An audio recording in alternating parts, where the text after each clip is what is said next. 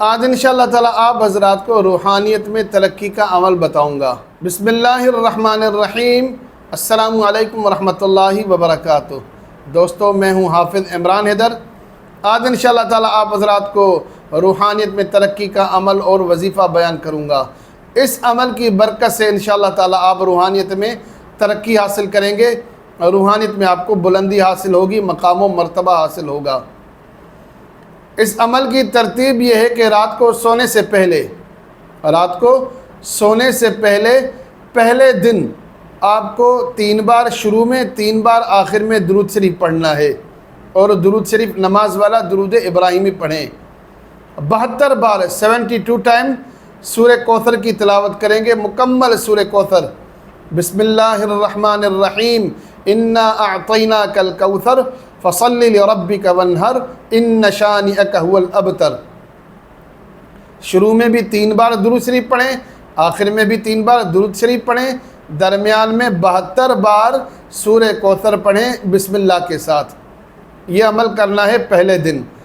دوسرے دن شروع میں بھی 3 بار درود شریف، آخر میں بھی 3 بار درود شریف، درمیان میں 110 بار سورہ کوثر کو پڑھنا ہے بسم اللہ کے ساتھ۔ پھر تیسرے دن سے ہمیشہ زندگی بھر کے لیے معمول بنا لیں، رات کو سونے سے پہلے 72 بار سورہ کوثر پڑھتے رہیں، اول آخر 3 بار درود شریف۔ اس کا کوئی ٹائم اور کوئی جگہ مقرر نہیں ہے، نہ ہی کوئی پرہیز ہے۔ یقین کے ساتھ اور ایمان کے ساتھ، عقیدے کے ساتھ اس عمل کو کریں گے، انشاءاللہ تعالی آپ کو کامیابی ہوگی۔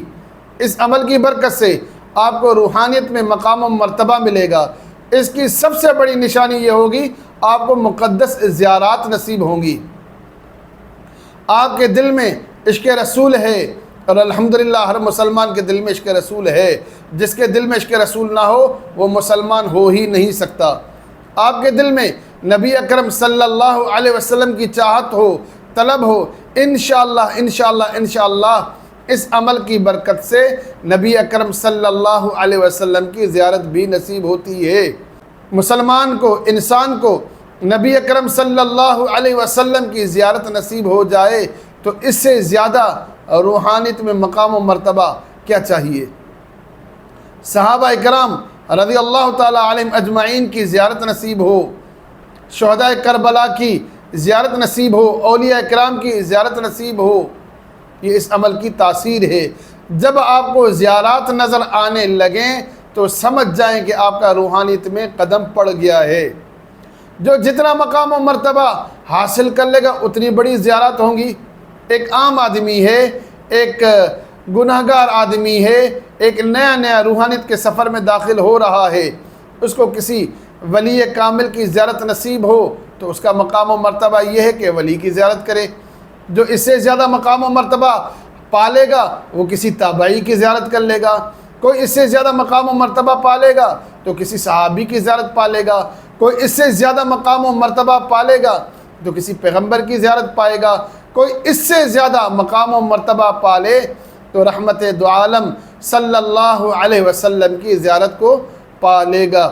جب نبی اکرم صلی اللہ علیہ وسلم کی زیارت کو حاصل کر لے گا تو مجھے کہنے کی کچھ ضرورت نہیں ہے، وہ شخص خود جان لے گا کہ اس کا مقدر کتنے عروج پر ہے۔